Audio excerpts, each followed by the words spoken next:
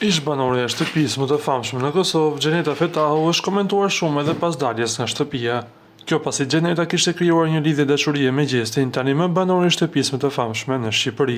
Lidhja e tyre nuk shkoi mirë pasi Gjesti sapo fut brenda filloi flirtimin me njërin nga vajzat e dy, pra Egli Takon. Gjeneta Fetahu ka qenë ftuar në një emision ku ka marrë shumë pyetje në lidhje me Gjestin që kanë ardhur nga ndjekësit e tyre. Ajo u pyet që ta përshkruante Gjestin me 3 fjalë: mashtrues, narcist dhe ka zemrën e mirë, tha Gjeneta. Ajo më pas sqaroi se si mund të jetë narcist dhe me zemër të mirë. Po kur e sheh që dikush ka nevojë për të, edhe nëse nuk ka raporte të mira, ai është aty, por në raport me ferma të shumë narcist, por në raport me persona të tjerë mendoj që e ka zemrën e mirë, shtoi Gjeneta. Ndër të tjera, ajo foli dhe për një tension të madh mes banorëve, me një debat të ashpër ndërmjet raperit Gjesti dhe Olës. Pas shkëmbimit të fjalëve të rënda, Gjesti goditi Olën me një vezë në kokë, duke çuar konfliktin në një tjetër nivel.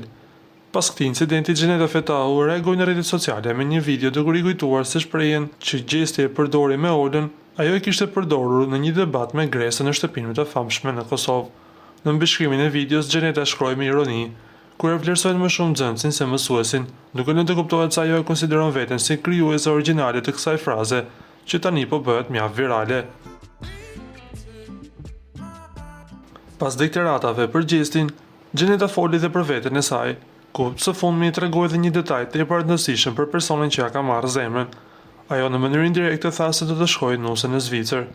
Nga këto deklarata të saj, na mbetet vetëm të presim se çfarë do të ndodhë me jetën e saj private. Ju lutem klikoni tek butoni subscribe për të marrë të rejat më të fundit nga showbizi shqiptar.